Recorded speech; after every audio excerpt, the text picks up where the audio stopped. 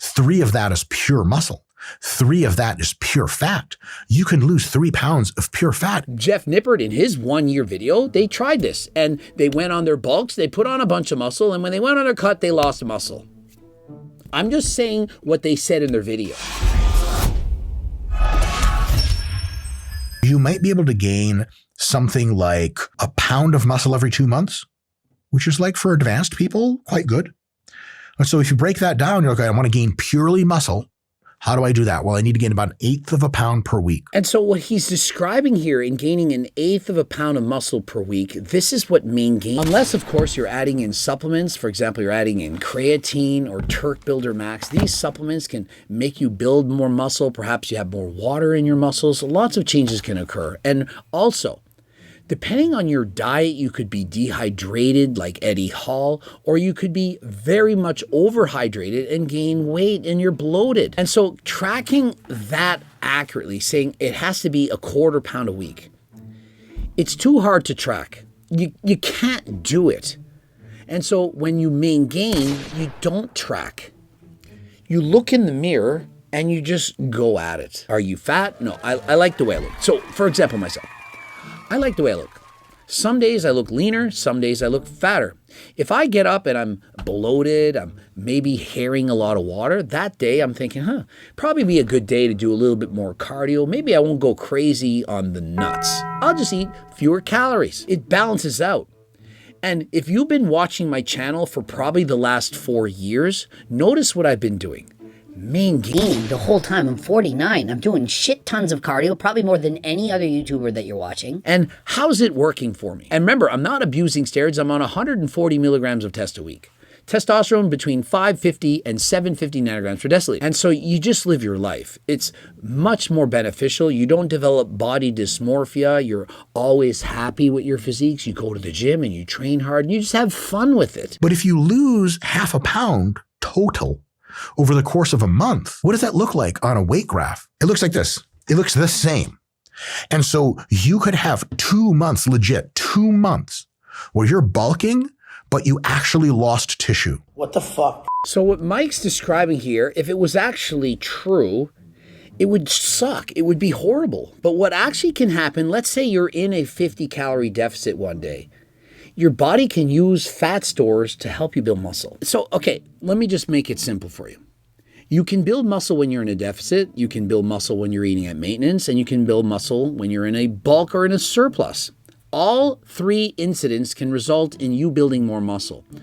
One day, you're going to have more of a surplus, the next day, more of a deficit. That's fine. On Monday, you had more calories than Tuesday. Monday, you perhaps built more muscle than Tuesday. It all works out. And if you want to really break it down, you're thinking calories in, calories out. That goes by each day. It actually goes by every minute. And so, for example, when you wake up in the morning, if you haven't eaten very much before bed, you could wake up and your body's in a deficit right now. Perhaps it's losing muscle. It's 8 in the morning. But then, because you're smart, you don't skip breakfast and you have some protein because that's your first opportunity for muscle protein synthesis to occur.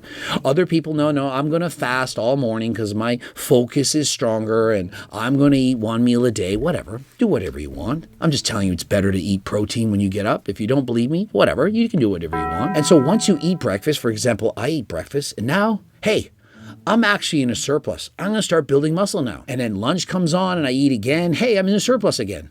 Then I do a bike race and I burn off 1,500 calories. Now I'm in a deficit. Perhaps I'm not building muscle right now. From 4 to 5:30, I'm in a bike race. I'm probably not building a lot of muscle. And then for the next 2 hours, it's hard for me to eat because I race so hard on that bike. But eventually I eat some protein, some carbs and so on, and I'm again building muscle. I'm back into my surplus before bed. Then I wake up. Hey, I haven't eaten in a while. I'm in a deficit. Well, I eat breakfast now. Now I'm in a surplus. And so throughout the day, there are multiple periods of time where you're perhaps catabolic and sometimes when you're anabolic. Just think of it like this. If 13 hours of the day you're anabolic and 11 hours you're catabolic, you're more anabolic than last time. And so you're building muscle. But if you're more catabolic throughout the day than anabolic, then you're losing muscle.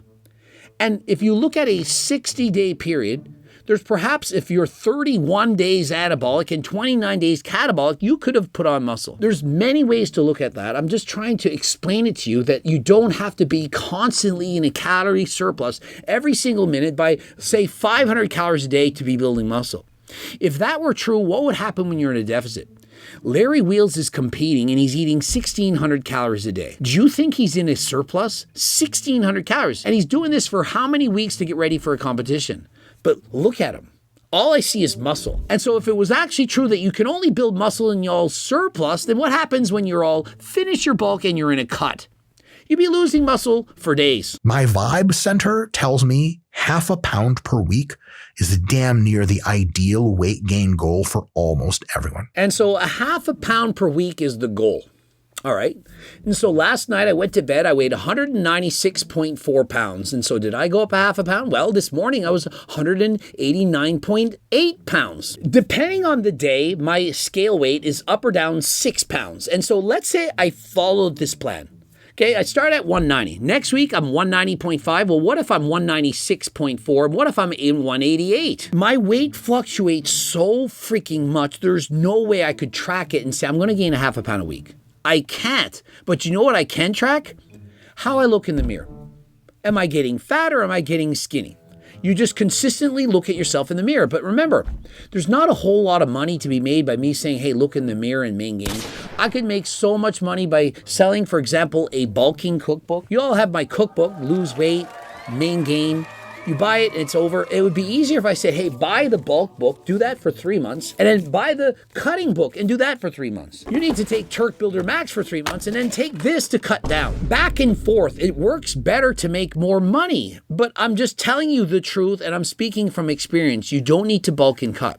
Bulk up on this, then take fat burners on the cut, take this and that to grow, take this and that to get cut. Back and forth. This is what many people are doing. You don't need to bulk. Bulking and cutting is not a necessity, just main gain. Without clothes at the beach, at the gym, at picking up your kids from kindergarten, wherever you choose to be naked. If you're trying to gain anything less than half a pound per week, you have to understand that we as humans today currently do not have the measurement devices, and human body water variation is too high for that to be a measurable goal. And so he's 100% right. We don't have the ability to track gaining, for example, 1/2 pound a week. You can try, but it's just not going to work. We don't have the capability of gaining 1 pound. You have to average things out. That's why I tell everyone, take your median weight, cut off the high days, the low days, and track your center weight. Is 1 week, if you go up, does that mean you gain weight? Well, technically you did, but you might have actually gotten leaner. It depends. That's why you have to track week after week, month after month, year after year. So if you gain half a pound per week for 12 weeks, 3 of that is pure muscle. 3 of that is pure fat. You can lose 3 pounds of pure fat. I like how he says, hey, you could gain 3 pounds of fat and 3 pounds of muscle and then lose all of that fat without losing any muscle. But there's no evidence of that. That's the thing. There is no evidence that you're not going to lose any of that muscle when you go on a cut. If this were actually true, then everyone would have to bulk and cut all the time. Hey, every time you bulk, you put on muscle, and every time you cut, you don't lose any muscle. Well, then bulking, cutting would be way better than main gaining. The argument would be over. It would be clear.